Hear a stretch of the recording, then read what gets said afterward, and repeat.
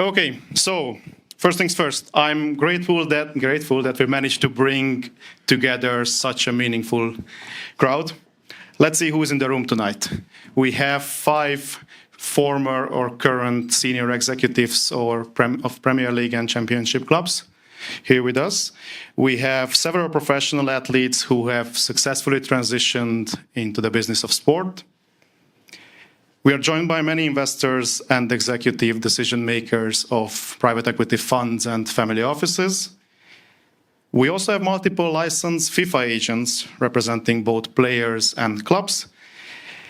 And in case you would like to share a message about attending tonight's event, our combined LinkedIn audience is close to 500,000 followers. So the amount of people we would reach is definitely in millions. But most importantly, we have many friends, both old and new ones. Thank you to everyone who helped make it happen, and thank you for showing up. I have a simple message for tonight. Let's focus on the positives. We have enough challenges in our day-to-day lives. We have enough challenges and crazy things happening throughout the world. Some of the teams who are represented here are not going through their best performances, but however, kindly ask you to put that aside for the next 2.5, 3 hours and enjoy a very distinctive illustrative panel that we have here tonight, and then some great discussions with meaningful people. A very bit of housekeeping. The session is going to be recorded.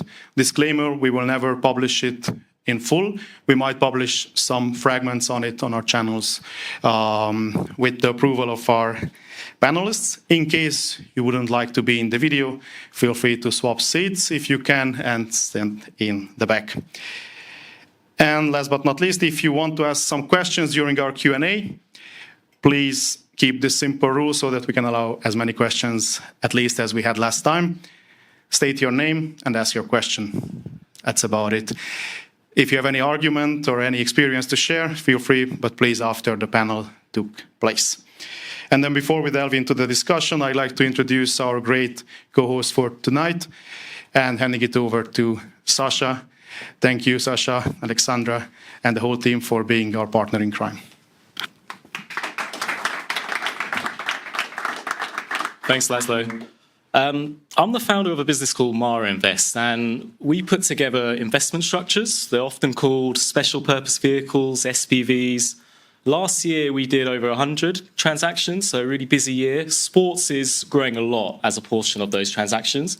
We're seeing every typical party involved in finance, legal, business just getting involved in sports. It's fast becoming its own asset class. Private equity funds, family offices, ex-athletes themselves, and all the service providers in and around that ecosystem. We're all seeing it as this new emerging asset class. It's growing, it's exciting, and it's fascinating, and yeah, we love doing these sort of deals. Cognitive Creators, thanks so much for putting this all together. This is our second event. Probably we'll do a lot more in the future. It's a pretty good turnout in such a short space of time. And yeah, look, I'm not going to be on the panel, but I just wanted to introduce myself. So we're the investment partner for a lot of different investment clubs. So if you need SPVs or just some general advice on how to structure deals in a tax efficient way, we're your guys. So thanks very much, and I'll hand it over to the panelists now. But before that, we'll have Attila. Okay, Attila, yeah, please come to the stage. Thank you. Thank you.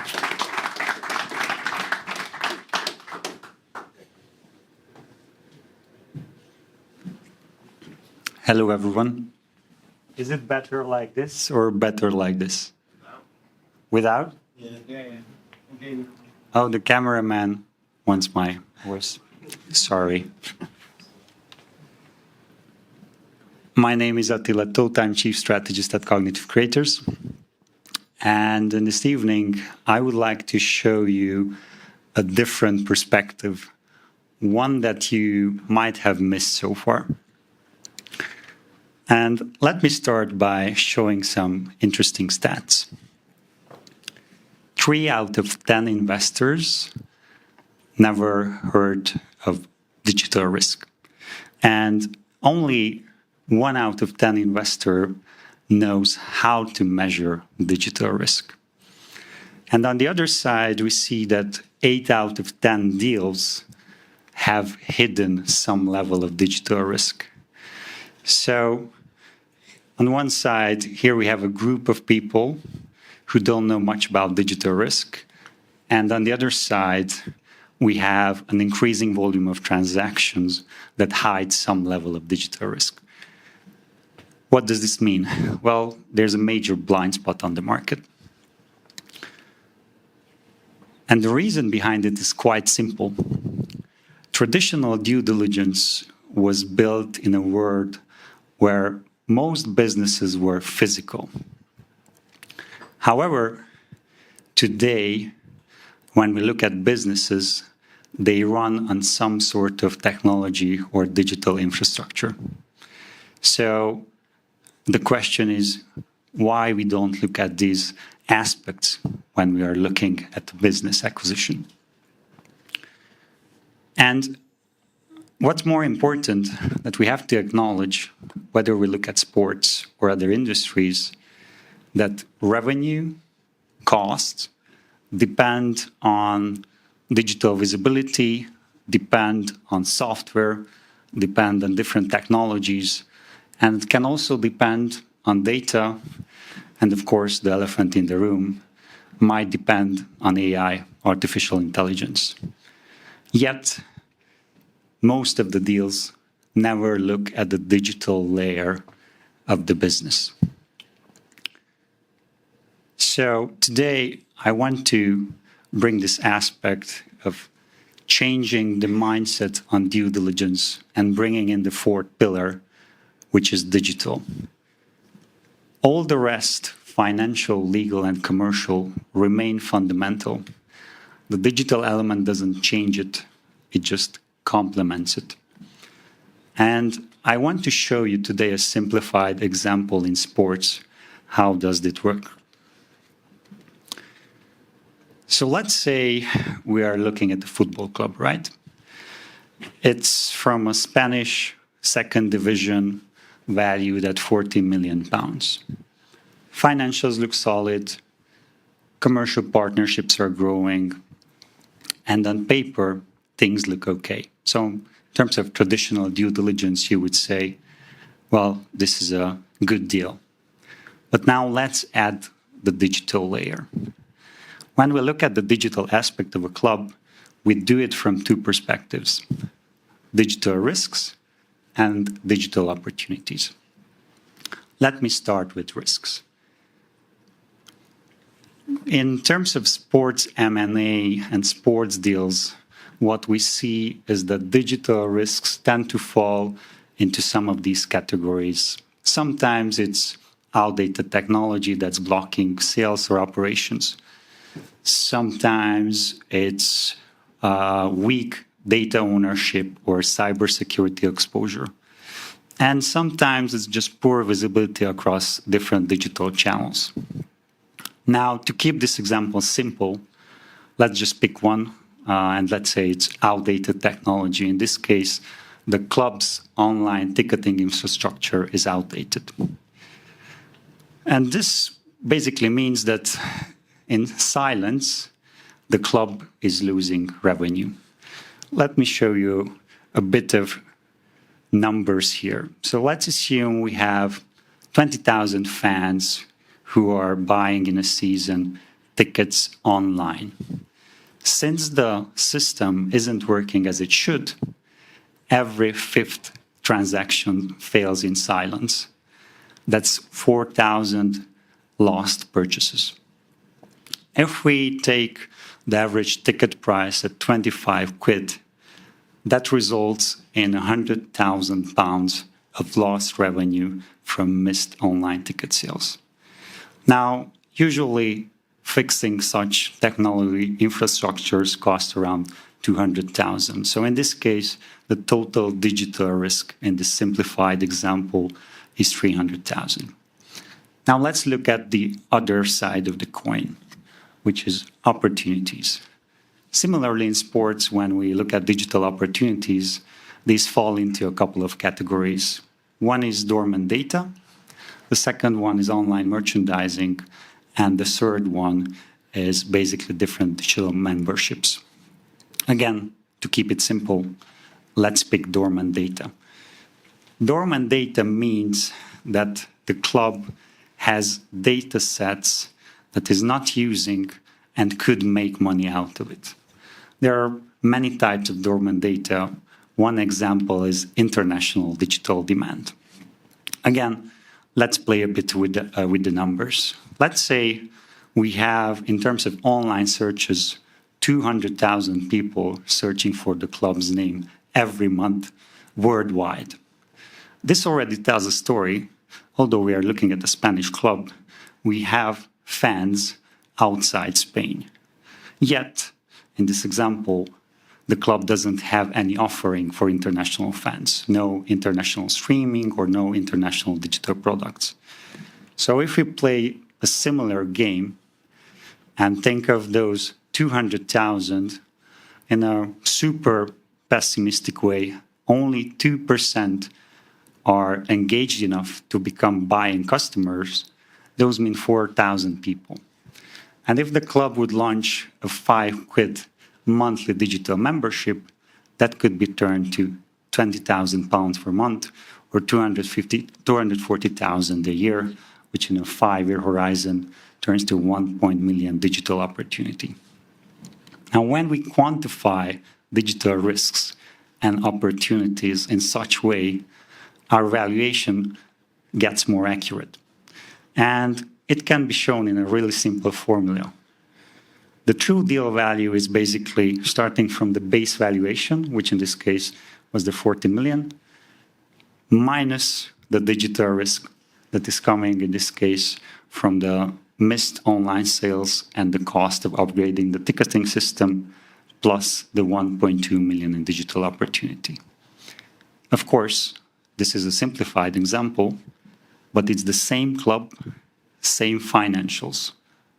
Yet, once we looked at the digital aspect of it, the deal financials changed. So this is what digital due diligence does.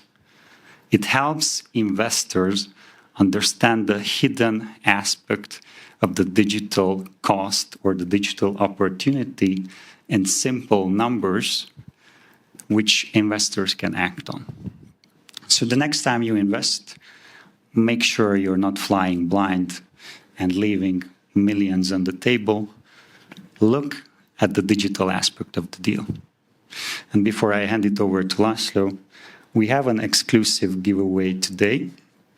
Since we are following many football deals across Europe, we need to track the digital performance of some of the largest European football clubs. And tonight, you have exclusive access to parts of our insight by scanning this QR code. Thank you.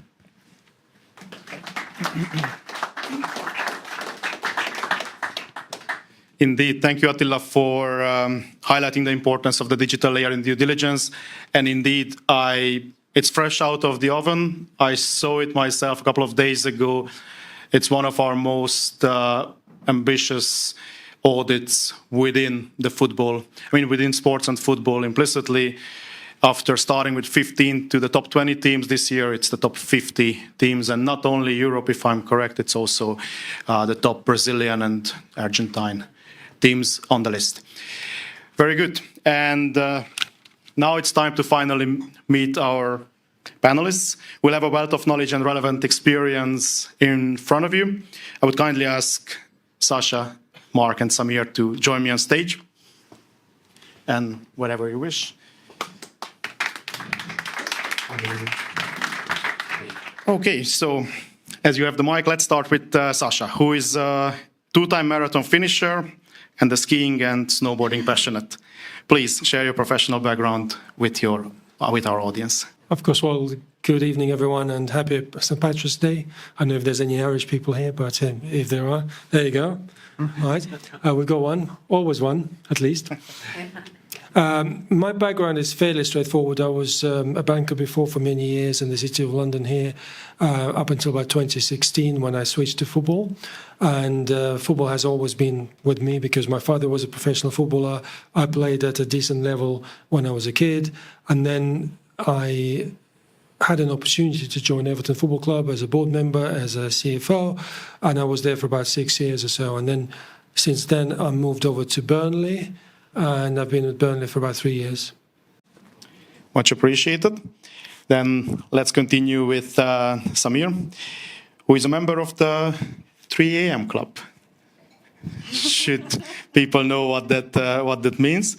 And he's a former professional handball player who returned to the game after decades.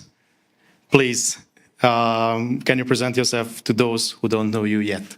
Thank you, Laszlo. And it's a painful return because it's for Chelsea, not Arsenal, as Arsenal fans. So I'm still grasping the sort of fact that I've joined the wrong club. But at least it's not Tottenham for any of the Spurs fans. I remember talking to Saul Campbell a few months ago. I said, there might be an event at the Spurs Stadium. He said, Samir, you know, I cannot go to the Spurs Stadium.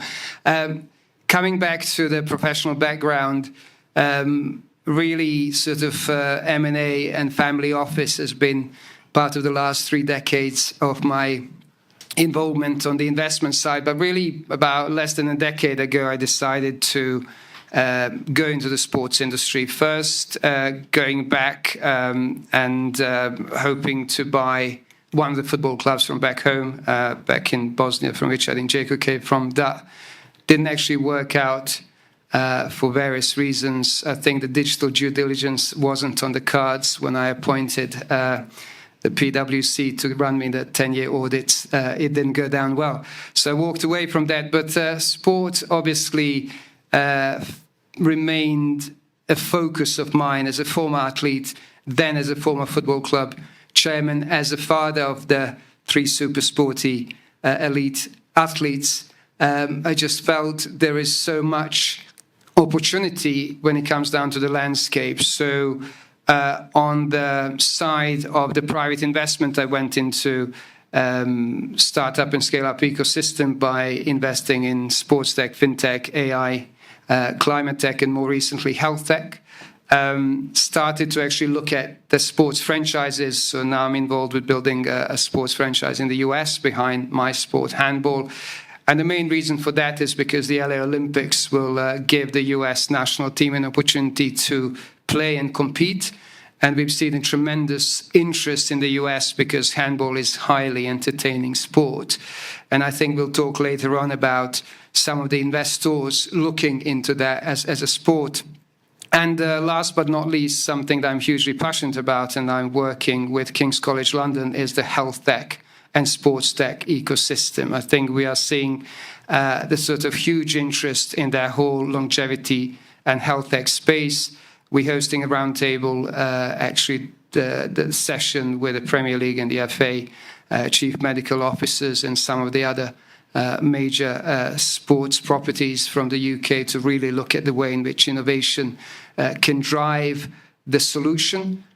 So that's what kind of brings me to Mark now. Thanks a lot. And indeed, last but not least, we have Mark with us, a great example of transitioning from an illustrious sporting career into business successfully. Please introduce yourself to the audience. I'd just like to say good evening, everybody. Thank you for having me. And I guess for me, I spent half my life going around in circles. Did a 61 Grand Prix, winner of Le Mans 24-hour, and multiple winner in the IndyCar Championship in the States. Then transitioned, like most sports people, out of doing their job into the world of media and tried my hand at live television for 7 years. That was an experience, but we'll move on. And then founded a sports marketing business, which we've been running for several years. And we have a portfolio of managed racing drivers, along with actually a motorsport team that competes in the British Touring Car Championship, and several other parts of the business that are partner-led, about 40 corporates in the network. And we're chaired by a guy called Theo Pafitis, if anyone follows Dragon's Den. So Theo's our chairman, stakeholder, and luckily I didn't have to do a pitch to him. So it was an easy sell. But thank you. Appreciate it. So my goal for the next roughly 1 hour is to that all of us learn some insights that we can't watch on YouTube. However, the perk of being the host of the event is that if I see that the discussion remains relevant, there is no organizer who makes the hand signs to me to cut it off. Last time we went for almost 2 hours. Let's see how it goes this time. I'm prepared with questions that we could carry on until midnight. Obviously not intended, but let's give it a go. So let's roll. The first topic that we're going to get through is about the sports investment landscape at the beginning of 2026. Now, we all read the news. We know that some of us are part of transactions involved in any or the other capacity. Yet, what we have seen over the last, let's say, decade from wealthy individuals trying to acquire any type of influence or treating investing into sports as a trophy asset to having first smaller then larger and then even larger funds, family offices, and all type of other entities, including sovereign funds, getting involved into the business of sports is, I think the speed it happened is just staggering. And my first question regarding this topic goes to Sasha. As someone right in the middle of the action, do you see this as a clear structural shift that we are having? Or I'm keen to hear your view whether is this any type of a bubble? If it's a bubble, where do you see it? What is your thought on it? Well, thank you. I think if we talk about a bubble, I think it has to be thought of in the wider context. Is the financial market, is the capital market as a whole in a bubble at the moment? Because ultimately what we saw was that with this level of liquidity everywhere since 2008 when the QE started, then more coming in during COVID, etc., just the fact that there is so much cash out there has to find a home. So you talked about different types of investors. So once you full up on your equity markets, capital markets, debt markets, cryptos, property, anything else, the infrastructure, you're probably looking to diversify, and then you're not talking about putting a huge amount of your portfolio allocation into sports, but even if you put 5% of that, that's a big number in the markets as a whole. So I wouldn't call it a market from that perspective. Now, in terms of different investors, the ones you mentioned are sovereign wealth funds, private equity, and family offices, for instance. So that's very different from the landscape we had maybe 10, 15, 20 years ago, where, in football in particular, you tend to see local businessmen and businesses owning football clubs, often supporting them with a relatively low amount of capital injections over a period of time. And almost invariably, they reached a level where they could no longer support a growing capital calls, basically. Now, with those three different investor bases, of course, they all have different target returns. They have very different investment horizons, and they have very different benchmarks and performance metrics, right?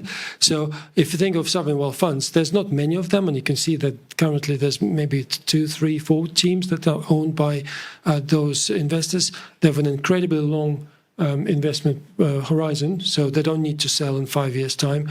Their returns are not purely financial, so it may be about creating exposure for their countries or their brands or whatever, and also the cost of capital is extremely low, right? So they can sustain really expensive investments for a very long period of time. I mean, if you look at Manchester City, they've been there for over 15 years now, right?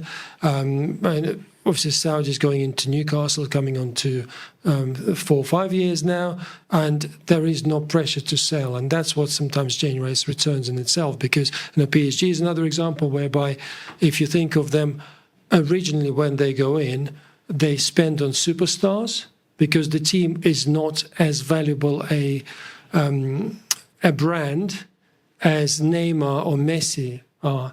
But now they've gone to that level where the team actually is a brand in itself, and they don't need a new Neymar, they don't need a new Messi, and they can sign players that who may not be yet recognizable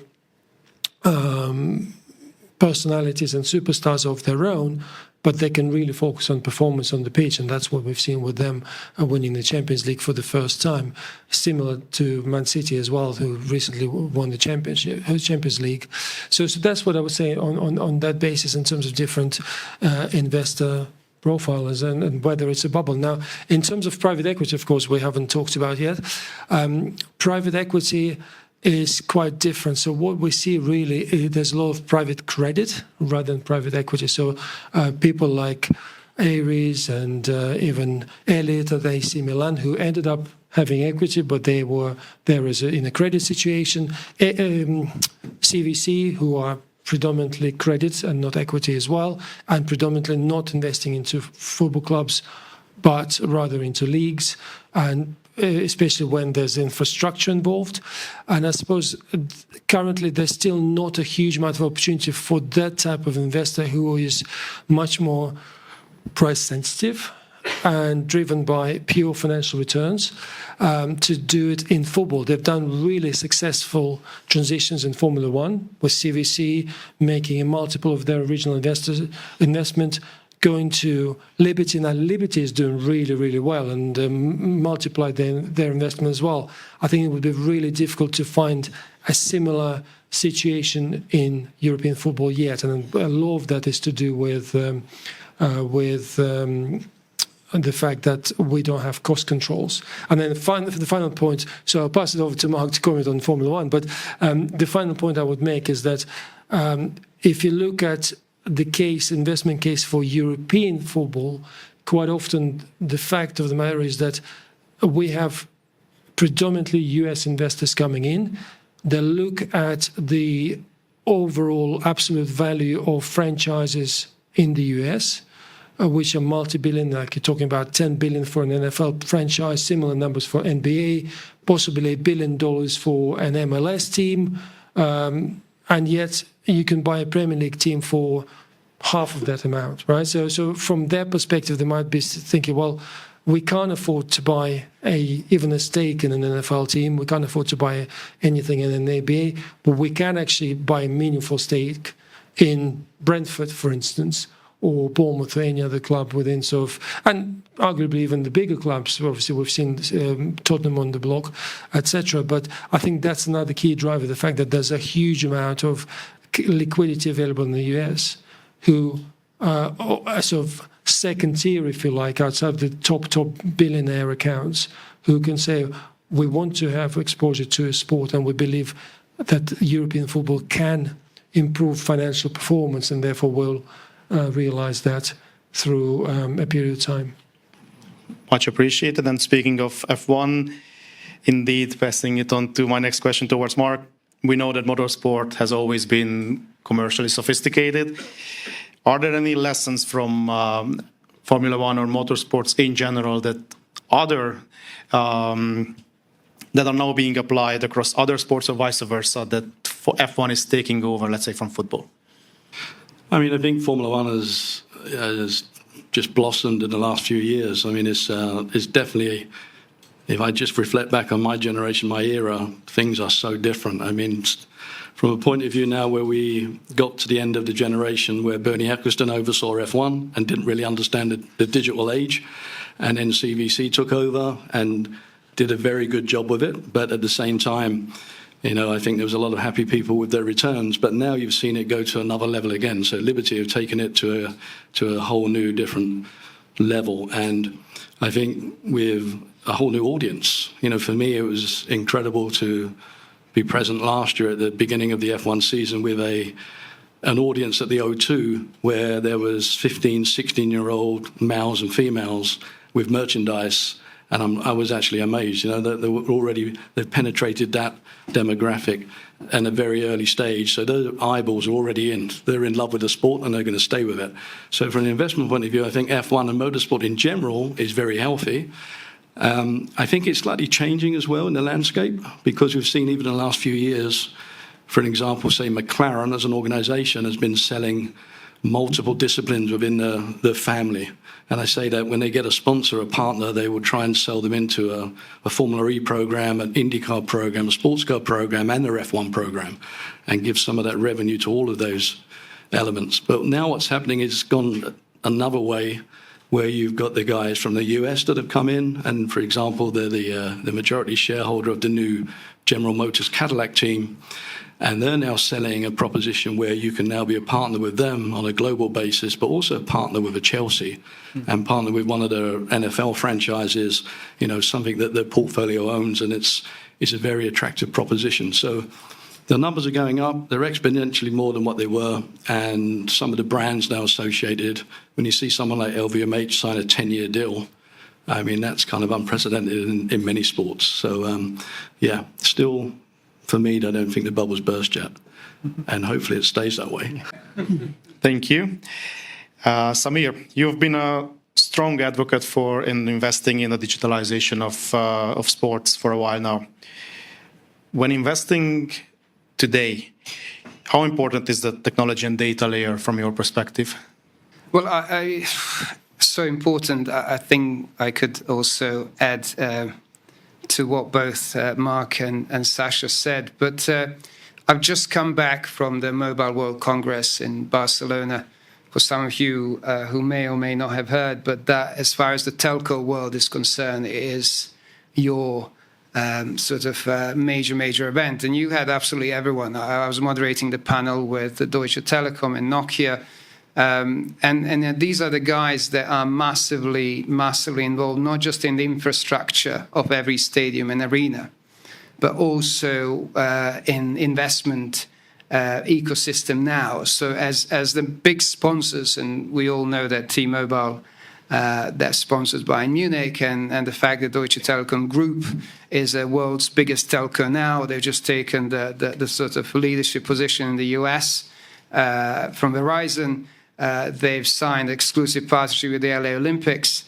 They all over the US market, 110 million customers. Literally, the company that wasn't around 10 years ago is going so fast.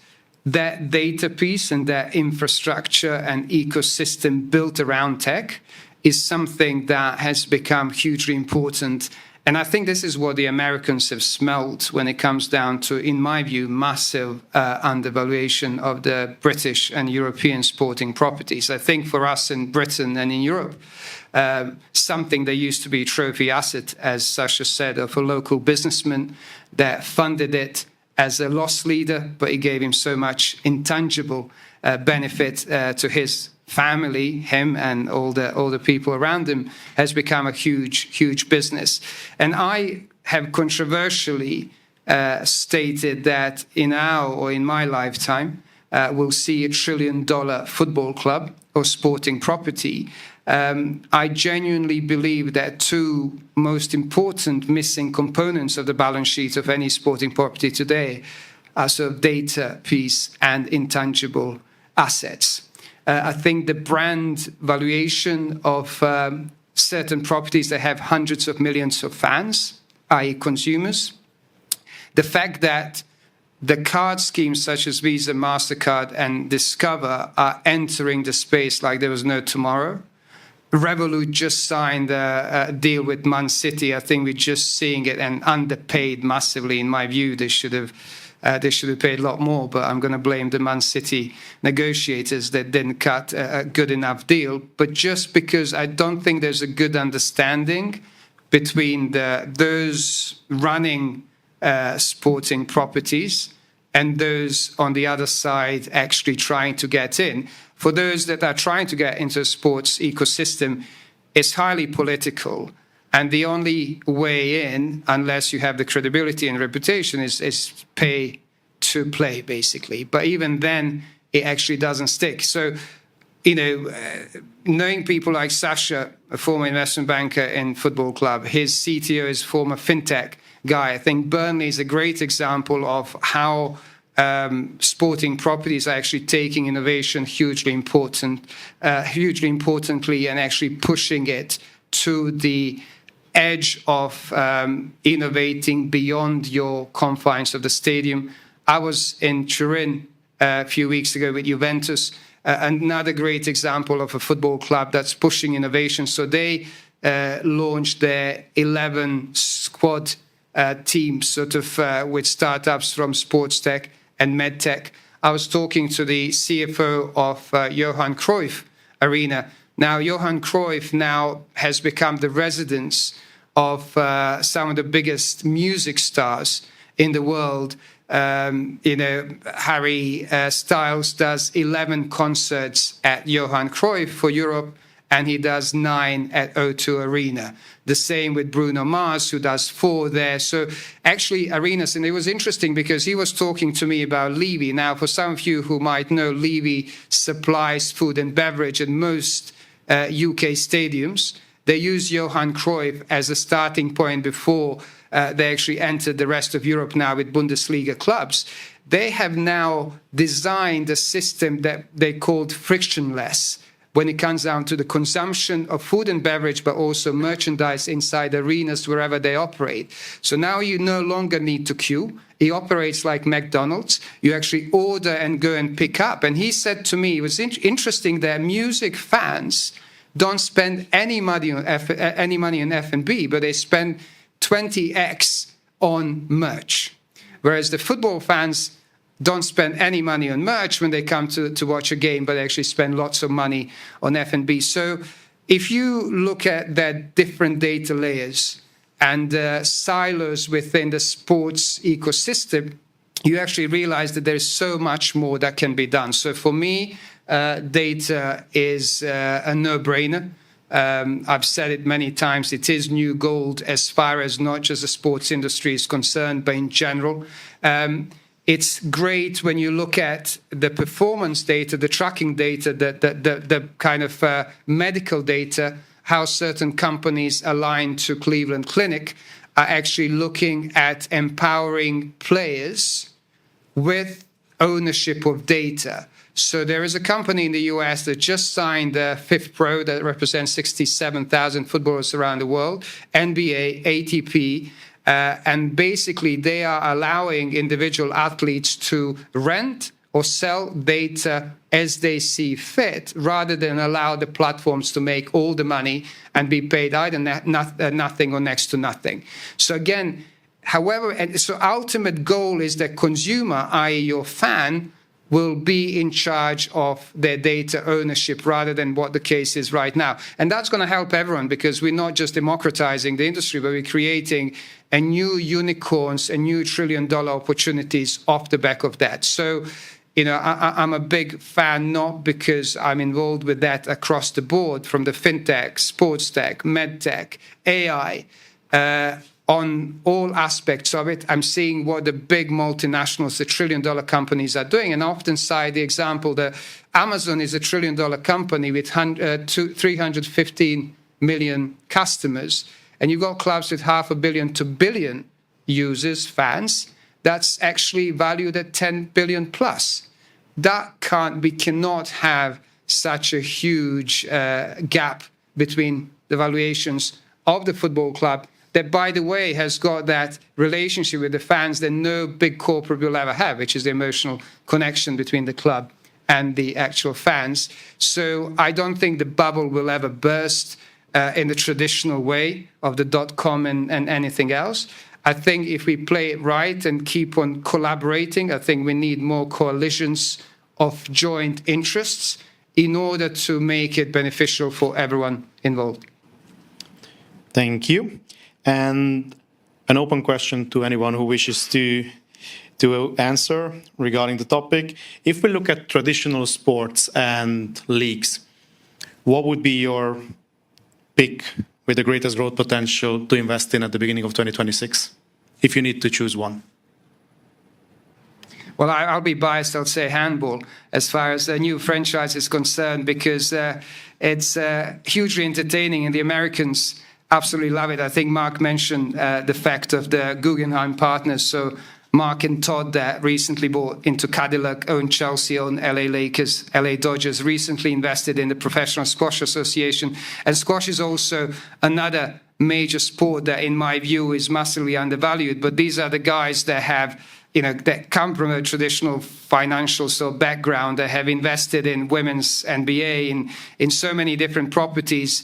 And they are the kind of main strategic investors that I'm looking at when it comes down to bringing another highly entertaining sport to the huge audiences. Because the Americans like high scoring, and in handball you get 60, 70, 80 goals per match. It's fast-paced, it's placed on the same court as basketball. You don't need a huge infrastructure costs, and I think it creates the opportunity to engage. And I think we've seen the new leagues, such as Kings League and Ballers League, emerging out of nowhere. We've seen new sports like paddle and pickleball kind of emerging out of nowhere and attracting so much investment. So I'm actually quite bullish about one of the biggest European sports that has never really taken off in America or anywhere else in the world because the timing is right.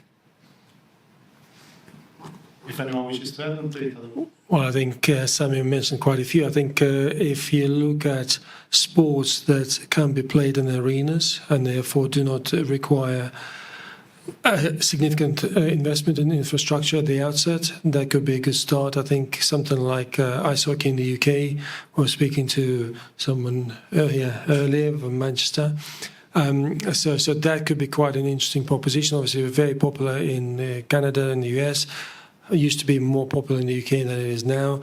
And now when you've got all this experience around different leagues thriving or failing, you can pick the best of those principles and have a closed league and then improve on that, and doesn't really need that much investment to kickstart that. I'm not too bullish on the 100, for instance, with that the valuations were really, really high. And I don't really see how the 100 is better than T20, for instance. So that's something that's, the jury's out a little bit. And then finally, of course, we have the NBA Europe that is currently in the market. There's a few challenges around there, both in terms of the availability of infrastructure in those specific cities that are likely to bid for it, but also the fact that there's already a European League, so how does it interact with that, and the fact that still, it's not clear exactly how much leverage clubs will have versus the NBA and how it will all interact. But clearly, basketball has done really well globally from the NBA's perspective. So if they can find the formula that works in Europe, that'll be quite interesting as well. I agree. Listen, I'm probably going to spin it on its head because I'm going to just say maybe that there's some sports out there that actually need to be worried that they're not grabbing an audience. And I think from my side of the sport, with motorsport in general, a good example is rally.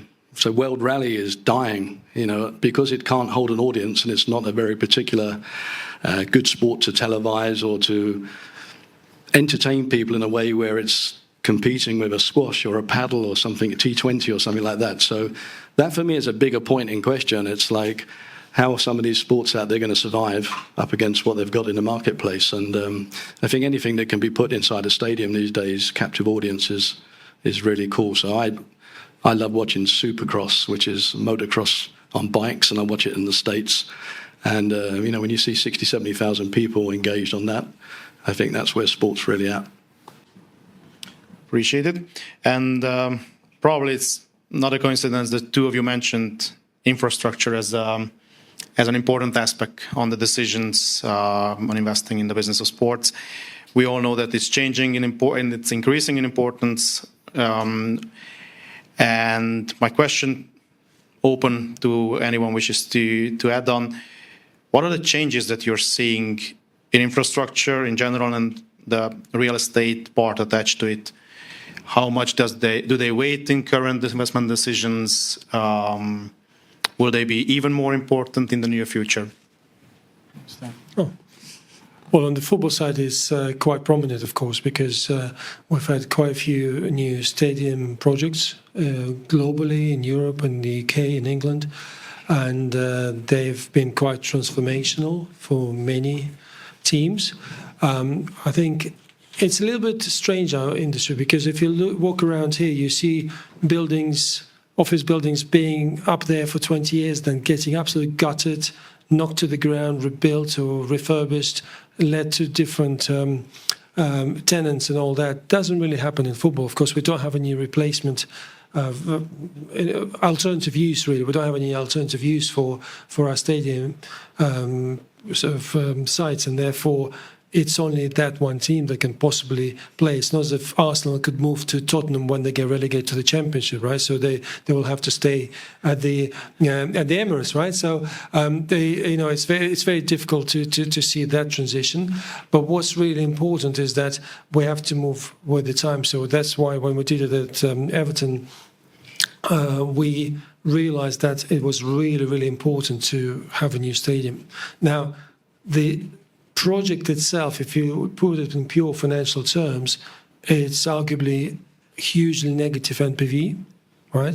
So just because whilst you do see a bump up in your revenues and your EBITDA and all the metrics, it's not sufficient enough for you to justify the 700 million, 800 million, 1 billion plus expenditure for a team, especially a team that's turning over under 200 million now, will turn over maybe 250 with the new stadium. It's just the incremental revenue is not sufficient to justify it. However, you have to flip it on the other side and say, well, what's the cost of staying in the current facility? And it's both financial and non-financial. But even if there is a clear financial cost, just pure dilapidation, of an old stadium, the fact that with new health and safety regulations, etc., you are bound to lose capacity as you move on. You need to put more disabled spaces. You need to take out seats where it's too steep and all that. So overall, staying in the old stadium is also a negative NPV project. So then you say, well, actually, maybe it does make sense to move. And of course, we can't increase prices exponentially. The move to a new stadium tends to come up with a higher price, but that's because you're delivering a better and bigger product as well. So that's, I would say, why infrastructure is very important. Then around that, of course, your training facilities are very important as well, and that's the heart of the club that most fans don't see. But if you want to be competitive, it's really important to have your training facilities that are up to scratch, because players will want to come and play there. A lot of, we had instances in our league where players come from Spain or Brazil or wherever, and they come to a training ground, or come to the hotel or wherever, and say, well, what is this? They have different expectations sometimes, so it's really important for us to have the facilities there, have enough pitches. Pitches are expensive. The more pitches you have, the more it costs you to run. But overall, as you say, infrastructure is really important. Thank you. Just to add, in my view, the importance of these smart stadiums driving engagement and revenues. To Sasha's point, when Vlahovic moved to Juventus from Fiorentina, I went over the first week, and he was staying at Juve's hotel, which is literally 5 minutes down the road. And, having the training facilities, the stadium, the real estate piece, from that perspective of holistic approach to the well-being of your organization and the players, which are your biggest assets with most clubs, is hugely important. And then the flip side of that, you've got thousands of people coming a couple of times a week.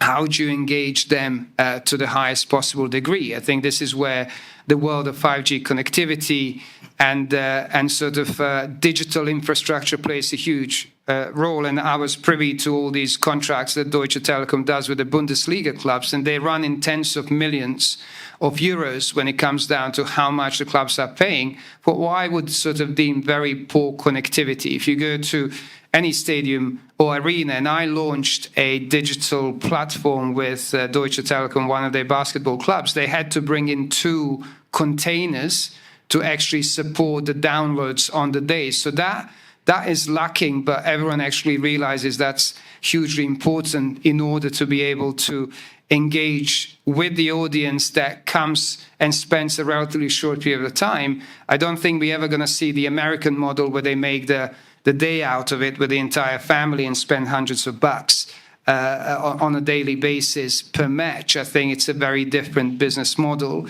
But not to say that I think from the investor's viewpoint, the infrastructure piece is important. I think if you look at the smaller clubs, Sasha mentioned some of them, MK Dons own the stadium, which is arguably Premier League level, and they play in League One or League Two, if I'm not mistaken. They own music arenas, 2 of them.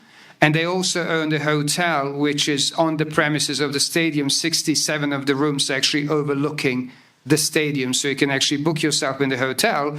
And maybe one day this is the club that's going to come to the Championship and the Premier League, because the facilities are there. Obviously, the talent and the quality isn't yet. But they've got a very wealthy owner, billionaire from Kuwait, that has actually spent quite a few years before he acquired the club. So he's in it for a long haul. And I think that's hugely important. And you walk around Milton Keynes, and I've only ever been once to visit the stadium and meet the guys there. And you've got so many Kuwaitis there. They've actually set up a mini sort of enclave, because everyone in Kuwait, and this is one of their wealthiest families, has now heard of Milton Keynes. So when you're talking to them that they're moving to England, you're saying, no, London. They say, no, Milton Keynes.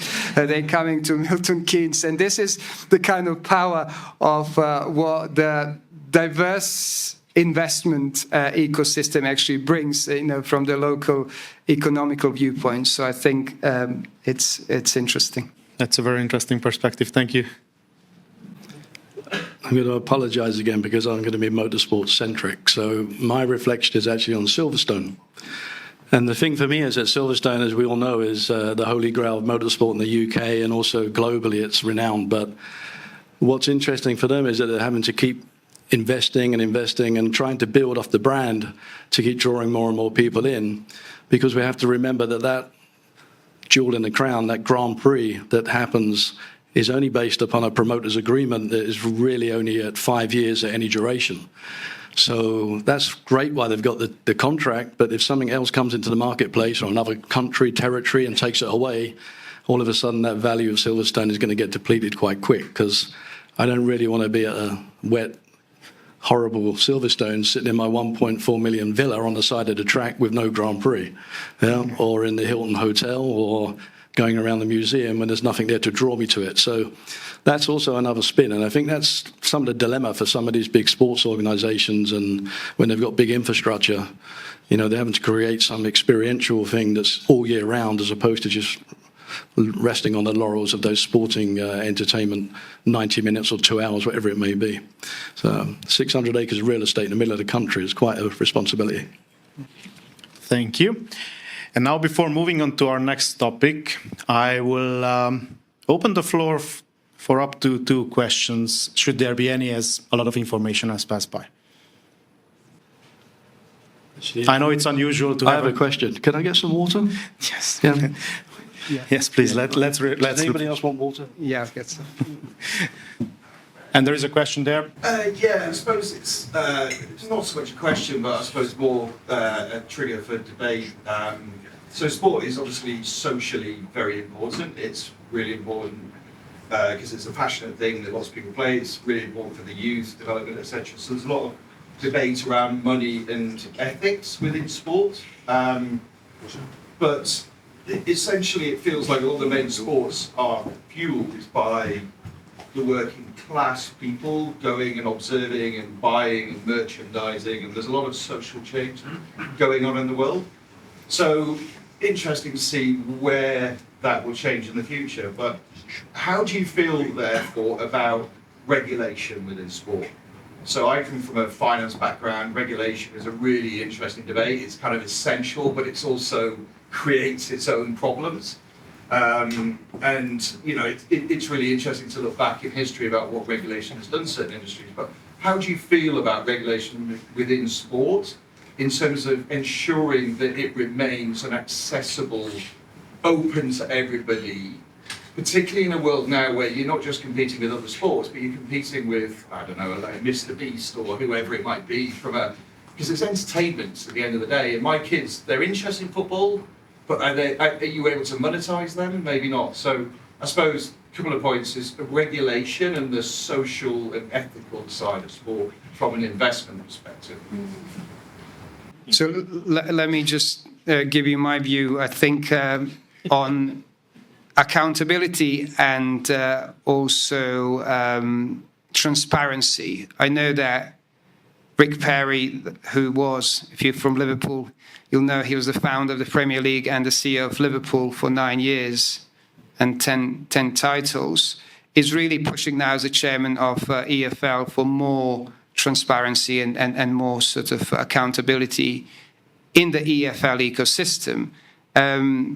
I think the EPL probably could do with that, and it's a process purely because there's so much money, and most of the clubs in the Premier League are now $1 billion or £1 billion ventures. It takes time. I think we've got issues around data when it comes down to especially youngsters. Mine are 11, 13 and 15. So they're kind of at that age that they're consuming sport and content in a different way to how we are doing and our age. So I think monetizing them is not something that fans like to hear much of, but ultimately they are consuming content and they're consuming products and services of the clubs they often grew up so supporting because of the lineage and the fact they were born into the family of that particular club. It's a tricky one. I think there's a lot of work to be done. I think we're just at the very, very infancy stages of the way in which it should be tackled. You mentioned important aspect of the social impact. I think football clubs and sporting properties are social enterprises. I think first and foremost they exist because fans exist and because athletes exist, and I'm a great believer that fans first and athletes first is the right approach.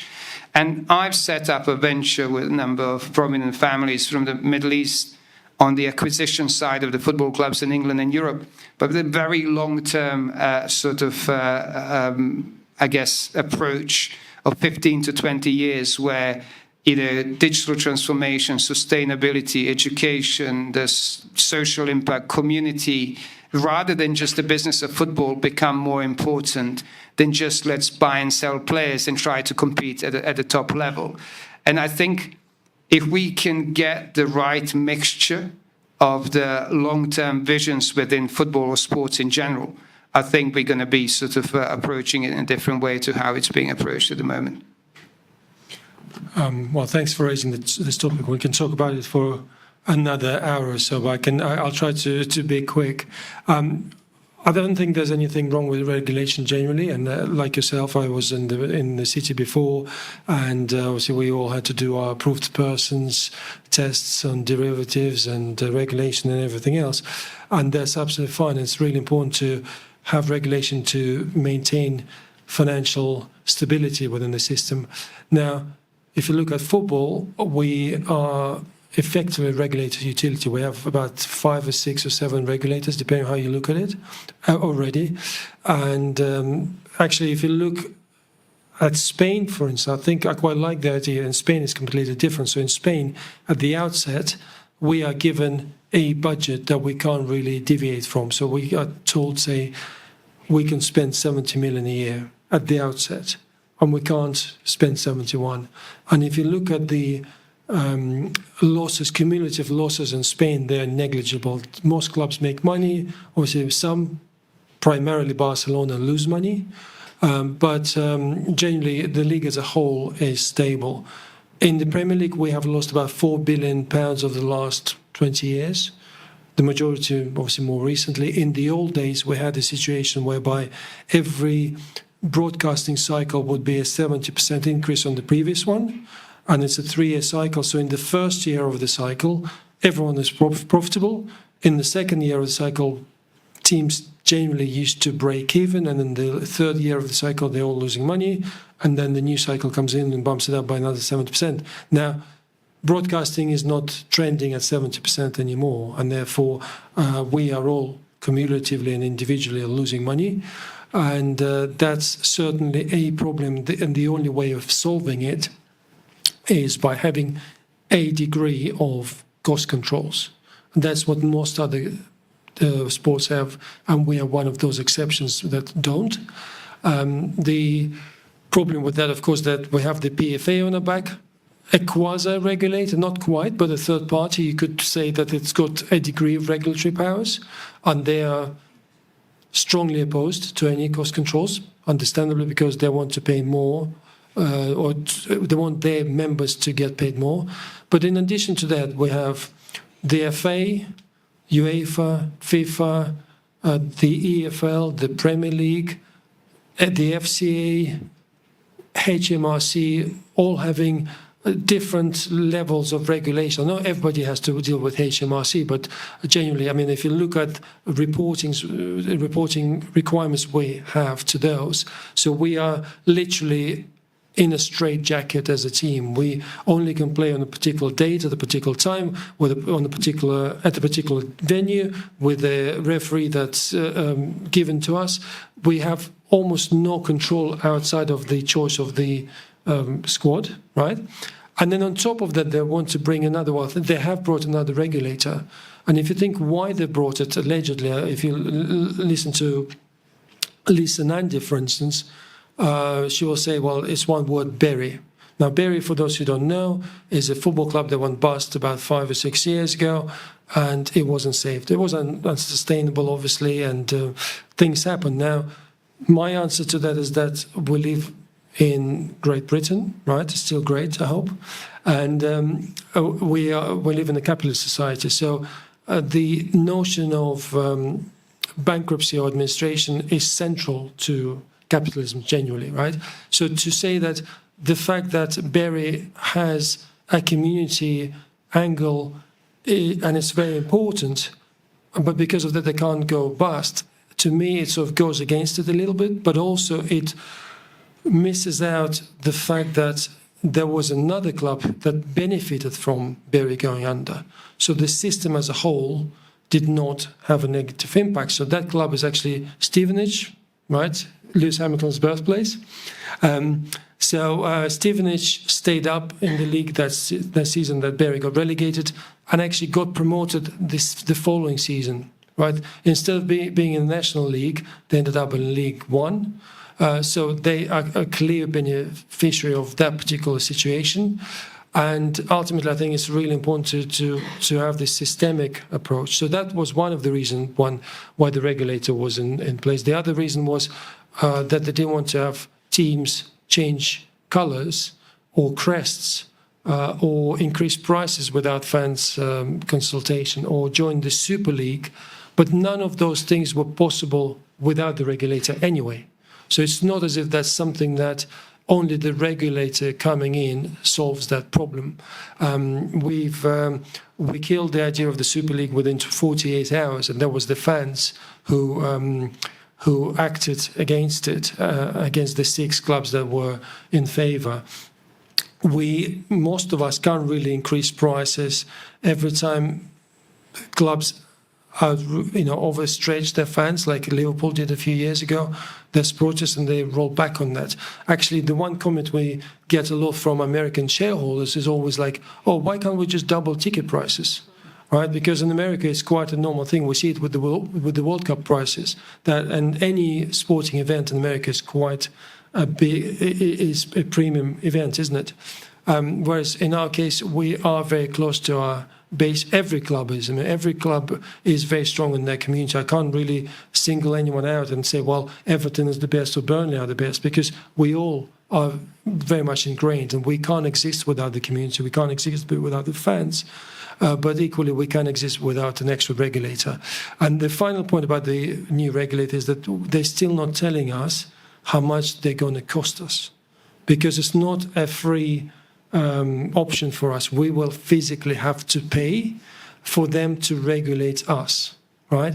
And if you look at the white paper that was published in 2019 prices, they said it was about 15 million per year, which is in today's money probably 25, right? But that was never confirmed that that's the number. So 25 million a year is already quite a high number. I suspect it'll go higher than that, maybe 40, 50, 60, maybe 100 million a year. We don't know. And then the way will be split. It'll be the brunt of this will be borne by the Premier League, possibly some in the Championship, very little in League One. And I suppose it's a fair distribution from that perspective. But that's the money out the door for an industry that's already losing a lot of money, right? So that's what I would say on the regulator, but we can talk about it for a long time. I think it's a great question, and I think it's an incredibly difficult one to answer. And you touch on, I think you said about making sport more accessible and maybe to the average family than the average person in the street. So just touching on like cost control. Like in our world, cost control is there with Formula One teams. They have a cost cap. But I can tell you that they get around it every single day because several of those operations will have, secondary businesses set up that then generate funding from another dimension. And then that's manufacturing something that comes into the team. So the cost cap is already gone. Yeah. And we've seen cost cap in rugby, on salary caps. They get around it. The thing is, even with the cost caps in, it doesn't come down to the bottom line of affecting the family of four that might want to go to the British Grand Prix, which, by the way, costs an average family of four a month's salary. So that's the problem that we've got, and I don't know whether regulation is going to do anything to get around it. You can say about regulation in the finance world, but we've all got stories about bankers and regulation and everything else. So it's a difficult one. But I think you're always going to be drawn with sport and emotion, and everyone's going to want to pay and play to be a part of it. So should we say to Nike to stop putting, the prices up of a football shirt every year? But they've all got those costs to sort of, absorb as well. Regulation, tough one. But I think you answered it really well. Thanks a lot. We'll return in a bit, just have one more topic and you'll be the first one after. Obviously, if we speak about investing in sports, multi-club ownership is something that everyone has at least an opinion about it, but we cannot not touch it. We know and we'll see that it's rapidly growing. What we are seeing also emerging other types of approaches or trends starting to form, such as multi-sports ownership. And what we see is funds and families create ecosystems of club across sporting disciplines. Now, my first question goes to Mark, as we were at motorsports. We all see it's an extraordinary amount of capital that is flowing into F1. From the inside, what does that look like? We know that Red Bull is often mentioned as an early predecessor of not only multi-club ownership, but multi-sports ownership as they operate across disciplines. What other structures are emerging in this space? Yes, for me, I think it's just a case of understanding what the trend is now, and it seems that there's more private equity money coming in. And by the way, on our side of things in motorsport, there's a lot of PE funds that are in there with motorsport franchises, but not all of them are working. I think Formula One is working. Formula E, not so much. I know of one Formula E team that is struggling financially, even though it's got PE funding, and they've got deep pockets so they can make it work, but it's not generating the revenues what they felt it could do. And I think also from the motorsport side, but taking two wheels off and going to MotoGP, for me, that's a really interesting one now because Liberty have now acquired that. And I'm really interested to understand whether they've bought what they think is the next F1. Because for me, it just doesn't quite stack up. And I'd be interested to see if anyone's got a view on it. But, you're talking about a completely different demographic. I think there's only about something crazy like 180,000 motorcycle license holders or something in the UK. It's a really small little number. Yeah, and also the motorcycle industry is in decline. It's not really something that's on the ascendancy. There is no kind of real big EV push on that side of things. So MotoGP as an acquisition for what they paid for it is an interesting one to look at. And even from the point of view of like branding, there's not really a lot of real estate to sell on a motorbike. Yeah. So the whole thing is something that's going to be watch of interest. But listen, for me at the moment, F1 is sucking up all the funding out of anything, and I can tell you the numbers are sky high. From something you talk about 4 years ago, 5 years ago, that same branding space and opportunity now is more or less times 10. So they're putting in some big numbers in those organizations. As a big motorsports fanatic myself, I can second to what you're saying. Within my friend circle, I tried many of them to bring across who are avid F1 fans. Guys, let's watch a GP together. It's at least as much fun, much more overtakings, at least until this year. Adrenaline into the roofs. No one seemed to bother. And it ties nicely that none of them have or has a motorcycle license. So can be that that is just as simple as that. Thank you. Right. Samir, you're involved and aware about many relevant deals, as you mentioned already, a couple across continents and sports. What is your perspective on where is this heading? Do you see an end game to this model, be it multi-club ownership or multi-sport? I don't know about the end. I think we've got a couple of hundred MCOs across, Europe and the US kind of ownership at the moment. I think what's interesting emergence, and I was in Portugal last weekend, obviously, with the European football academies, largely UK and Europe, but Red Bull, sort of New York, was also there. And, we talk about the Red Bull as the brand and where it's penetrated. We talked about Guggenheim partners entering different sports. Europe actually has, I think, 32 multi-sport organizations that actually have anywhere between 10 and 20 different sports under the same brand name. It's not so much known over here, but it's very well known there. And I think in my view, smart investors are sort of diversifying risks, but they're also creating this contamination and cross-pollination when it comes down to the fan bases, because I think Gen Z and Gen Alpha are now following 6.4 sports per person. They're no longer really just following their fathers and grandfathers or parents' clubs. They're following players.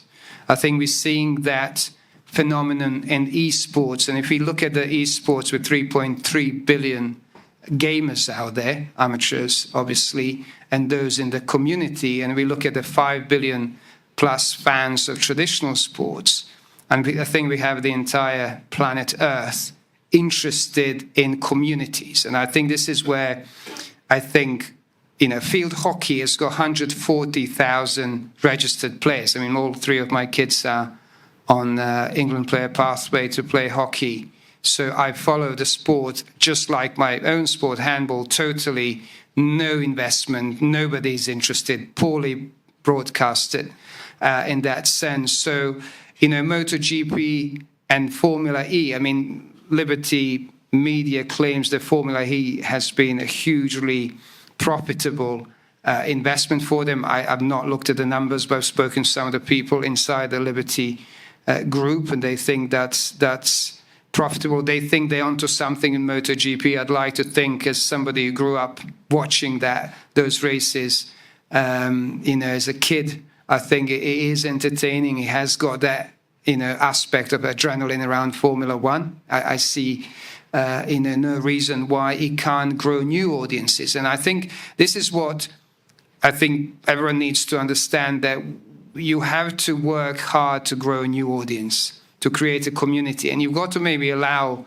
a generation to get there. I think nothing's going to happen overnight. But if we look at certain sports and investors that have been at it for the last 10, 15, 20 years, we realize the reason it's becoming successful now is because they played a long-haul game. They didn't go in to flip something. And I think anyone who's coming into sports to flip, it's like buying a piece of art to flip. You're most likely going to lose 80 to 90% of the value that you bought even at the auction. house, whether it's Sotheby's or Christie's, if you're forced to sell something. It's highly speculative space. I think you've got to see it through. You've got to come in with something new, and you've got to digitalize in order to monetize. I think that's a key element. And sometimes you've got to build the entire ecosystem. The stakeholders behind a certain sport or arena don't actually exist. You've got to spend a lot of time and energy and effort to attract bigger sponsors, to show the metric, to show the data ROI around it, and then drive it in that particular way. So I actually think, again, we are very much at the infancy stages of the multi-sport ownership groups. There are more and more coming up, just like with the MCOs, and we'll see what happens. Thank you. Now, if we think about synergies in MCOs, I believe that building up the pyramid for players of all levels is a benefit that it comes to most of our mind. Sasha, as someone closely involved with these investment decisions, what are the other advantages or synergies can you think of or can you share with us? Yeah, there's about 330 clubs in Europe now that are part of MCO, so it's certainly not a new thing anymore. It started with ENIC many years ago, and perhaps I'm missing someone else before then. But then since then, we've had Red Bull and City and many, many more. Now, there's two types, I would say, broadly speaking, with vertical integration and horizontal. The idea with vertical is that you get your mothership club in, say, the Premier League, another one in France, another one, say, in Switzerland, and you have, a pathway for a player from a young age in a weaker league to proceed to the next one and hopefully achieve Premier League status. Now, to me, I can see the rationale, but very few have been able to actually achieve success on that, and partly because it implies that the club at the bottom or in the middle of that chain is is expendable effectively, and the fans are, whether it's true or not, but the fans often feel that they're being disadvantaged by being at the bottom of the pile, and then sometimes they even see issues with qualifying for European competition at the same time and not being able to participate, etc. So I think the reality is that it's not easy to set up a vertically integrated group that works. Horizontally, I think there's more rationale, whereby you're saying, well, I've got only 2 clubs, maybe 3, but they are roughly at the same level, so they can have synergies on play trading, synergies around sort of sharing thought leadership between different clubs, regulatory, etc., without actually either of those clubs feeling that they are the junior partner. And in our case, for instance, we have a major club in La Liga with Espanyol, we have a club in the Premier League with Burnley, and in terms of their performance levels, they are quite similar. In terms of our ability to send players to Spain when, say, Burnley gets relegated in the Championship is an opportunity as well. In terms of bringing in players who would not qualify for a UK visa because they're too young, haven't played enough games for their national sides, we can bring them to Spain and paying Spanish prices for those players and not Premier League prices. All of those elements, they generate synergies, right? So that's in terms of cost synergies and in terms of revenue synergies as well.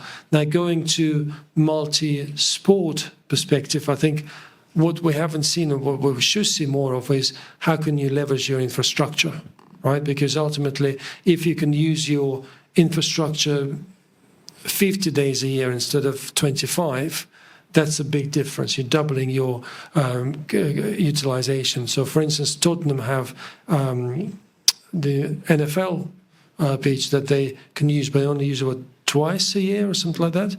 Now, I bet the next owner of Spurs will be American, and I think there's a very good chance that that American owner will bring a permanent franchise to Tottenham. And if they play, 18 games do they play, whatever, in the NFL? Or even if only half those are, say, home games, and you get 10 games out of that at a very, very high per game revenue compared to a football game, that's where you can really see a payback on your investment into that infrastructure and real synergies from that perspective. So any multi-club, I believe, multi-sport has to find an infrastructure angle that works in addition to anything else, because everything else is relatively small. It's sort of on the edges. Okay, if you can if you can share some performance analytics and things like that, like someone like Barnsley have Billy Bean there, right, or had him involved. So presumably he brought in some baseball performance into it, but does it work in football? I don't know, because I'm not in Barnsley, but it's still sort of a little bit on the edges. Whereas if you can increase your utilization of whether it's your training ground, your arena, your football stadium, that's where a lot of synergies might come out of. Thank you. And I'm not sure what is your sense of time, but I just got the timer that we've been speaking for more than 70 minutes now. If you still can hold up, I have a couple of other questions prepped. Obviously, we start, of course, and then we open up for the floor, and then we start to compete with the food, which is always a tricky one. So, a couple of short ones from my side, and then we open up to the floor. To anyone who would like to answer, what is the biggest risk that you have seen uncovered during a due diligence process before a sports investment was completed? Anything that you can or you're allowed to share? Genuinely, I couldn't really answer that because, from my perspective, not really done anything with a heavy sports investment. Yeah, honest answer. You've done lots of. I think in football, a lot of asset and liabilities of understanding those, because, for instance, some clubs might have their training ground that they've sold to, say, the local council, and they say, well, it's nothing, we're paying, pick a number, £1 million a year for it in rent. And they say, well, that's £1 million. And it's inflation linked or whatever, so you NPV that and call it £10 million liability. So they don't necessarily see that as a liability themselves. And they say, well, actually, no, it's not, because they always will say, well, no, that should not be part of our price because it is what it is, sort of thing. I've heard people say, well, debt is debt. So that could be something that springs out from the accounts. The other thing is anything about payables as well. We have, it's quite normal for clubs to have transfers paid over a period of time, sometimes up to 3 years, 4 years even. Equally, they will have receivables, so it's really important to have a sort of something that matches. So you might have 100 million of receivables and 100 million of payables. That's fine. But if you've sold those receivables and you didn't, you still have to pay payables. So that is another element that is really important to look at. And then the softer factors, team cohesion and player performance. Sometimes the player, every time you buy a club, the sellers will tell you, well, we have 100 million of players in there, 200 million, 300 million, whatever that value is. And invariably, they will be overestimating that. So how do you get the right value for players? How do you understand, well, that player actually is supposed to be worth 20 million, but he's got some behavioral issues, and the reality is that there is no market for him. Sometimes there's hidden injuries that clubs don't advertise, but like that player may not pass a medical, right? And therefore, it's not 20 million, it's basically nothing. So a lot of those things around football specific, whether it's assets, well, obviously your players are your assets, and then there's liabilities on the other side that may or may not be hidden. Appreciate it. And the last question to you, Sasha. What was the most unexpected twist during the Espanyol acquisition process that you still remember, and if you're able to share it with us? I think Espanyol was on the market for about, 2, maybe 3 years. And there's no twist, but it's being a Chinese owner, that was the difficulty. And that's, I think, the reason why many others could not get to a completion on this deal, purely because of cultural misunderstandings and the way you had to deal with the seller in a very respectful manner, but also understand their concerns and try to work around them. We had to go to China a few times or Hong Kong to see the owner. None of the others did. So I think that's really important. I mean, we've seen a huge amount of Chinese investment coming in about 10, 15 years ago. And then with China, it's sort of quite often you have an on and off switch. So the switch was on, everybody was buying football franchise or football clubs, sports assets. And then the switch comes down. You say, we're not buying anymore, we're only selling. And all of a sudden, we hardly have any Chinese investment now at all. If you look around, there is almost no one. And Wolves have been trying to sell theirs for a very long time as well. So I think being able to understand the seller's perspective and key points that they are looking to sell. It's not just about, well, there's 100 million and, we shake hands. It's much more than that when it comes to negotiating with, you need to have those cultural sort of elements in place as well.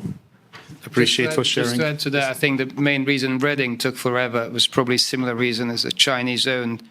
And it just gets tricky. And sometimes, as Sasha said, culturally, it's not easy, and I think you've got to just find a way to navigate that. Appreciate it. And then the last question to you, Samir. If someone from our guests in the room wanted to deploy, let's say, 50 million into the sports industry, where would you direct them, and what would you strongly advise them to avoid? I mean, it's hard. I think I look for alignment from the investors' viewpoint. I get often approached by family offices, from around the world, including sort of Silicon Valley and San Fran, wanting to come in and buy a European club, minority stake in the UK club. And I often basically advise them against it immediately because I'm not convinced they're doing it for the right reasons. I think there's a bit of still that trophy asset culture around football in particular. I think other sports are also got their challenges. They might appear to be very interesting and pose a great opportunity landscape in terms of the ROI and IRR. But I think alignment is important. I think that the rationale behind why you want to get into sports is also important. It's not just a question of money. I think we mentioned, some of the major players buying into leagues rather than clubs or buying a smaller clubs. You got to learn the game of business of sport.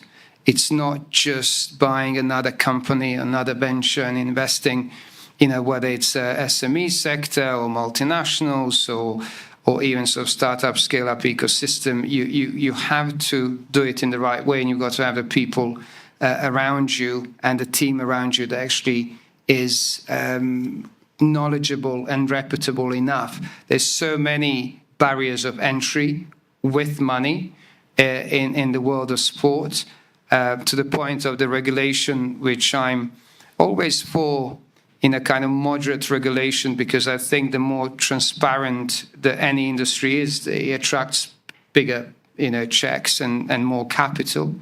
So I can't really give you a sport or club or anything like that because it's not black and white. Fair enough. And then our last one. Unless it's Newcastle. Yes. And there's a last one to Mark. Without trying to be provocative, but what is your view on the current Formula One cars compared to the one you have raced? I see it's a lot of debate throughout the media. Obviously, you know it better than most of the people. You want to compare to when I raced? It was in black and white. that gives it. Honestly, I think it's an interesting time because obviously the regulations for F1 now is a completely blank sheet of paper for 2026. So it's one of the biggest changes we've had in the rules for a long time. My worry is that it's too complicated and it's too complex for the fan to engage with and understand. I'll be honest with you, I've watched 2 of them so far and even I'm confused because I'm also concerned about the way that they're racing because there's certain aspects and certain times of the race where people are at different strategic parts of the journey. And I say that in a way where, like, maybe they've got a certain amount of tire degradation, they've got a certain amount of energy saved, and where they use it and where they consume it, and where they actually, want to use it to overtake. And when you then see something like that happen, it's like 20 miles an hour difference, which is, for me, there's no skill in pressing a button and just overtaking somebody like a jet fighter. That's not really a human contribution in ability. So that's where I think it falls over slightly. And maybe I'm getting too old and I'm getting to that point where I keep saying nowadays it was better. But what I would like to go back to is just seeing some like wheel-to-wheel combat and actually not relying too heavily on the technology, actually seeing somebody behind the wheel, male, female driver, contribute their efforts into lining up someone and actually taking a risk, and that risk being a proportionate one. And if it works, great. If it doesn't, they pay the consequences. But technology is great. F1 is the pinnacle of technology. What you drive today in your road cars was developed in an F1 car 6 or 7 years ago. So that's great from a safety, side of things. But from the actual entertainment point of view, I think I concern myself that it's a little bit diluted. It's a bit sterile. And maybe I'm going to get shot down for that. But anyway, I'm leaving soon. Appreciate it. And to end on this light note, should you wish to give your pick to anyone, to all of you, who is going to win the 2026 World Cup and who is going to be crowned champion in Formula One this year? If you have a pick that you want to share. England and Lewis Hamilton, of course. Who did you say? England and Lewis Hamilton. I can't say anything else. Yeah, it's a tough one.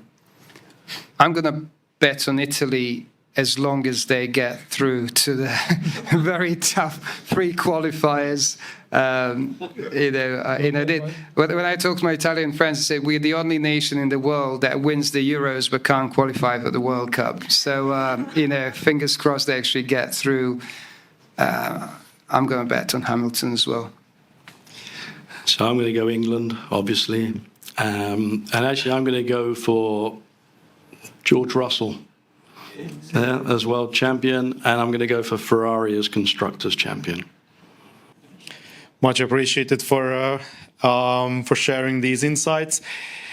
All right, let's open up the floor to some questions. We had one in pending since a while. Thank you for your patience. Let's pass it on. Question on potential of sports, particularly on the digital and data. So we talk about racing. What about another very popular sport with multi-assets and enormous money in horse racing? So I'm talking betting apart, right? But talking to some trainers with stables in Newmarket. Right, there's actually a very old-fashioned old-fashioned ways of training. There's no one using any technology in the training of horses yet. Cheltenham lost few horses that put down. It's multi-million. It's 1 million and above. That's massive assets they're losing. And if you're talking about the potentially something like medtech, right, for the horses, so wearable devices to train the horses to analytics data and so on. And similarly for the on the racing side, so it's no one using the data for monetize more on the data side from people coming there from all sectors and so on, all kind of levels of the crowd. So and yet this is kind of very easy to invest sport potentially, because even footballers nowadays very famous going into invest in the training efforts and there. But it's not that expensive and doesn't have infrastructure requirement as football has potential a lot of on the data side, and a very transferable medtech technology where on a footballer it's very difficult to do it, because footballers not necessarily want to wear all these devices for the sake of the club tracing them, sometimes a big brother, or maybe it's not a fashionable item for them. For horses it's much easier, and potential of money. So all these people from Middle East, for them it's a passion. So they invest probably, and see the potential of wealth, kind of horse management, animal wealth management, even for betting companies to offset some of the profits in that asset class potential, so to be seen a bit better, caring about animal. So any one of you kind of get the exposure? Because I was talking, for me it was kind of new, but I was talking to trainers and they said we have actually a very traditional sport that doesn't have any digitalization whatsoever, particularly on the horse training. So my daughter's in a boarding school in Cheltenham, and lots of her friends actually do horse racing and show jumping. And actually, I wasn't aware how many injuries, really bad injuries, happen all the time to these young girls in particular that fracture pretty much every bone in their body. So you're right in terms of the injury prevention or recovery in this instance.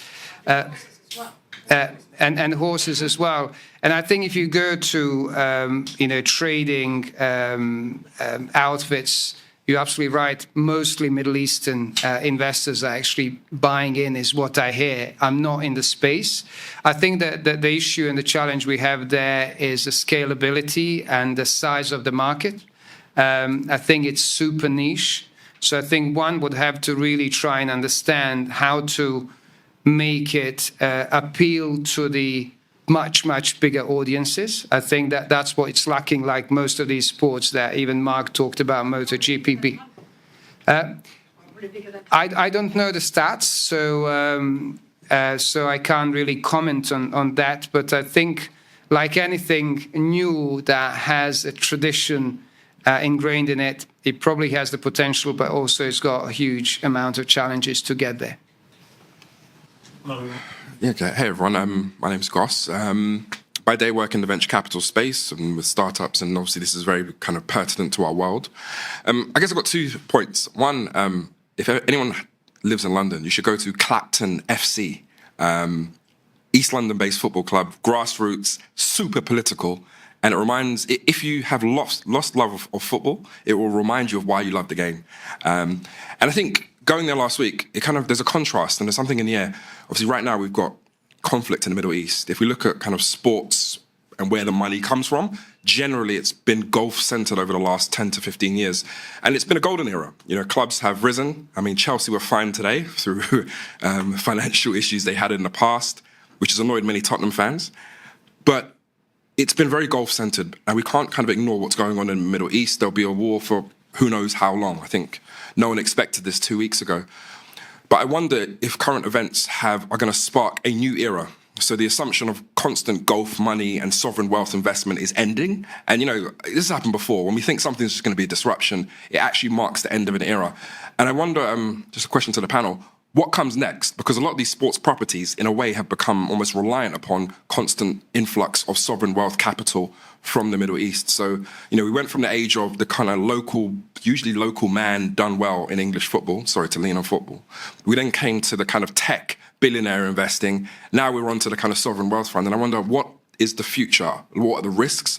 But also, what does that future landscape look like after so many years of reliance on Gulf money, which I heard today that the Qatar Investment Authority is looking at kind of dialing back on its commitments in Europe. And I think we've seen a bit of that with PSG. There's been a kind of cooling off of money involved. So what does that future look like? What are the risks and maybe what are the opportunities? Thank you. You and Sasha, come on. Yeah. Listen, I think it's a very good question. And I think obviously it's focused our minds at the moment on what's going on over there. And for sure, we already saw some rumbles as well, like with the Saudi side of things. And there's some monies what were seemingly coming into boxing, for example, and then all of a sudden start to dry up. But, impact-wise on us already in the Grand Prix, there's 2 Golf Grand Prix been cancelled. So that's already having its effect. What's going to happen for the future on that side of things, if it really does continue out there with conflict and things start to become even more difficult? I don't know. It's a really good question. But I have to say as well that I look at things and look at progress. And, 30-odd years ago, we had 3 channels on our TV. Then we had 4, then we had 5. And, with sport, who would have been watching somebody climb up an artificial wall or jumping off a cliff? That wasn't a sport back in my day. But now there is so many different sports and there's so much choice. Breakdancing. Yeah, and it's, like handball. Who played handball? Yeah, right? So, but I was just saying, it's like you've got that to contend with as well. But it's interesting. Maybe it might go full circle, and we may actually come all the way back to that gentleman's question, where all of a sudden to go and watch a Premier League football team is achievable and accessible because some of the money actually gets back to some realistic point. But as always, the market dictates what the price is. So, we can all reflect on that, and whether it was Sky coming in and doing what they did, or whether it's the Saudis coming in, and if it goes again, maybe someone else will pick up. I don't know. Maybe the next side, Asia will pick up again, and with its strengths in the economic side of things. But that's a tough question. So I was just going to say back to that point earlier. Well, that was one of the reasons for the rise in women's sports, right? Because, sorry, I don't think I need one moment because prize tickets became too expensive in the men's game. So one of the reasons for the rise of women's sport is that actually, it was getting a pretty decent level. It was more accessible, and it was more kind of back to that community grassroots type of feel. So lots of changes in sports. Also, what's happening now? What's happening now? Now it's going up in that now we've got enhanced games. So. And there's more brand partners now, and the players are getting paid more money. Yeah. Ticket prices going up. Yeah. So that's what I said. The market dictates. Yeah. Yeah. Always. Yeah, I think on the Middle East side, we've had early entrants, of course, with Manchester City and Abu Dhabi, effectively, and then we had PSG. And I don't think it's a matter of them pulling out from those investments. It's more the fact that they've achieved a critical mass with those two particular assets, and they don't need new capital now. And actually, they are better performed without just spending money on stars for the sake of it. Now, where we're seeing, I have been seeing withdrawals, is more the fact that the Saudi Super League was a really important outlet for a lot of clubs to sell players into over the last year, 3 or 4 years. And we're seeing less of that now. Now, that was before the conflict began with Iran. And we have to wait and see what happens in the summer, whether it'll dry up completely or whether it'll stay to a degree. Like, for instance, there's a good chance that Mo Salah, for instance, goes Saudi, or some other major players perhaps. And I think the expectation at the moment is that they will keep investing in their national league up until 2034, because they have a World Cup there. I think it would be strange for them not to, just given that it's part of the overall strategy to get to that. Now the question is, what happens after that? Do they, scale back after the World Cup? Quite possibly. They've had some successes, in the Middle East. If you look at some football properties, they've had some failures as well. I think Live Golf could be one of those, right? We're seeing what's happened. A big investment hasn't really taken off. But I think they're looking at investing across many, many areas, from boxing to golf to a lot of women's sports as well. Actually, a lot of, whether it's football, golf, etc., you can actually get much more as a player to go and play in Saudi than you would, in front of empty stands, effectively, than to play in England in front of half-empty stands, right? So it's been, they've had some successes, and they're investing into different things, and I suspect we'll see that some of those die down naturally, and some of them will stay, and whether the conflict lasts a long time or not, obviously, who knows what impact it will have on their local sort of rationale for investing in sports. Thank you. And one last question. Sorry about it. Seriously, there is one. I mean, just simple. Short and sweet. Two more. You got a lady there. Yes, exactly. Short and sweet. When looking back, imagine the F1 movie, Brad Pitt driving the last lap, winning the race. What was your favorite moment when you were driving or playing? I wish I was Brad Pitt.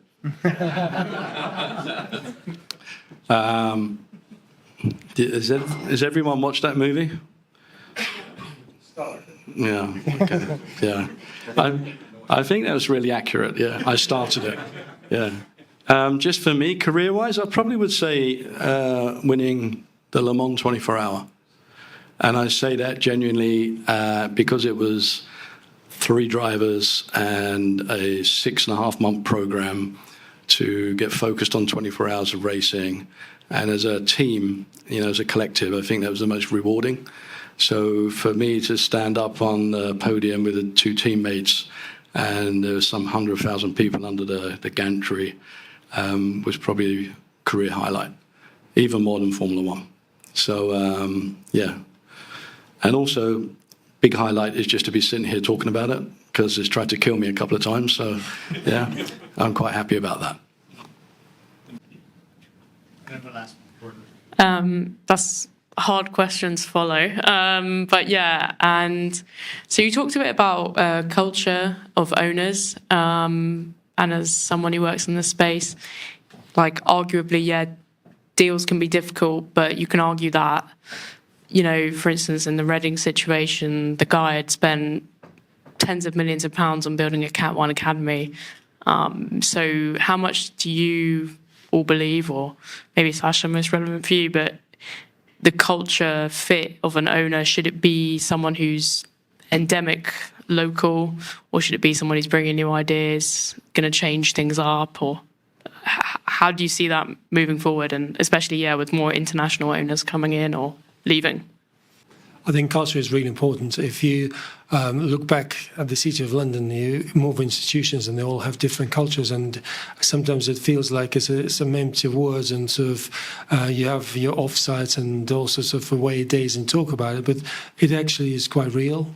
So I think a big part of Lehman going under was their culture, and I'd say the fact that they had to wear black suits and black ties was a big part of that. But jokes aside, I think for where football comes in this country, we have this notion across many clubs that we've been doing the same thing for the last 100 years, 150 years. Don't touch us because we're so delicate and we shouldn't really do anything new.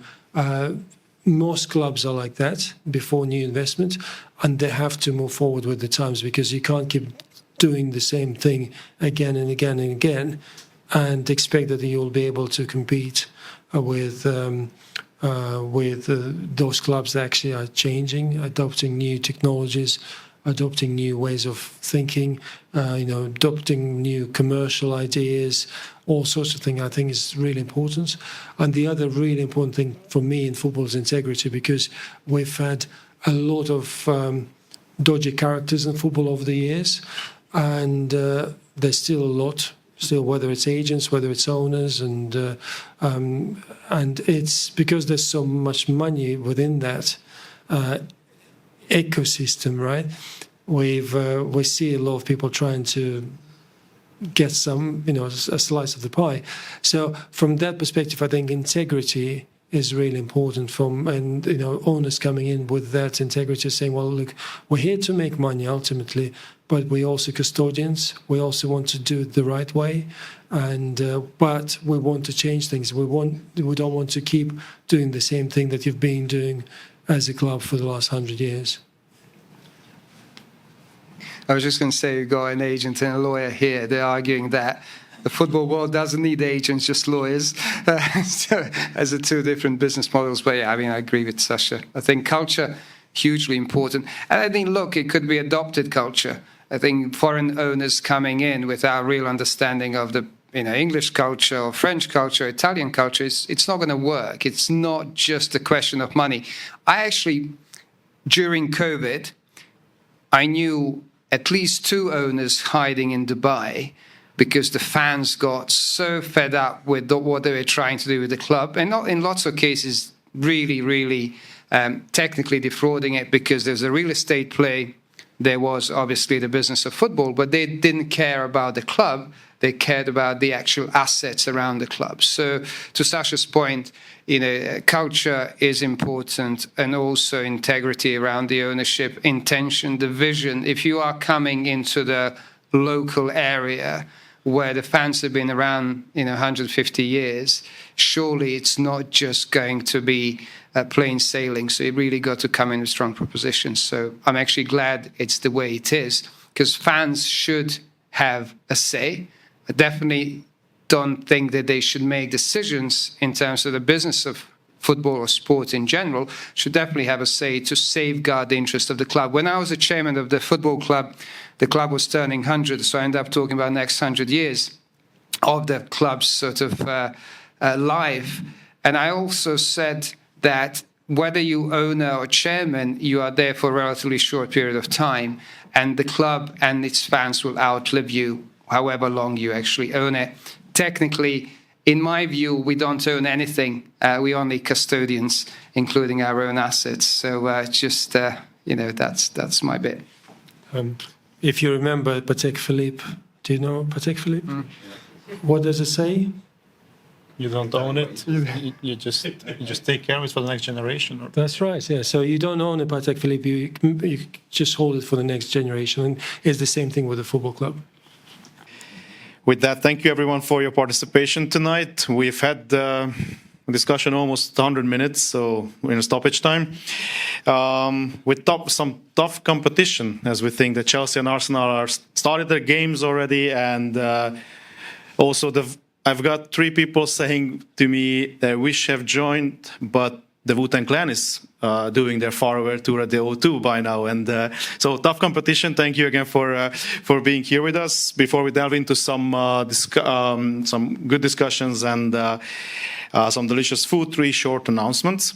So after a first stint in October, the first half, and the sold-out one today with the second half, it would just make sense to end this in style, or maybe not end it, but to continue this in style and have a trilogy. So we'll be doing after the first half and the second half, the extra time as well. And yes, you should be seeing a QR code, but I will leave it on so you will be able to scan it. The event is live on Luma. 19th of May is a prospective date, not set in stone yet, but should you wish to join us then, feel free to register your interest. Another topic before wrapping up, we'll have a flagship event organized by some good friends in April. It's the Football Forum Hungary 2026 edition. Some of you in the room have been there already as speakers or participants. Others, including myself, will be there this year, both the speakers and participants.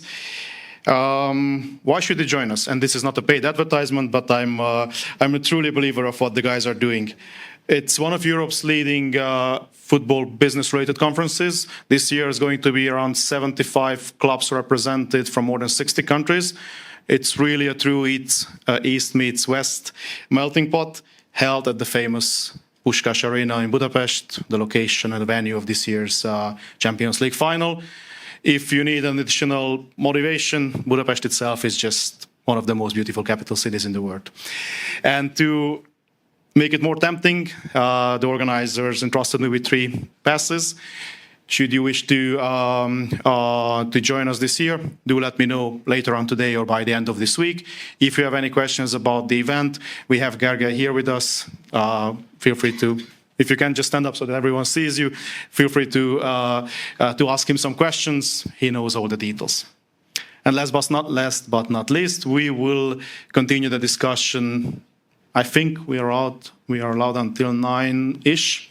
Whenever they say that we need to move places, the discussion continues at a pub nearby. Should you wish to join us, just follow me afterwards. And with that, I would like to thank our distinguished guests for being here with us tonight.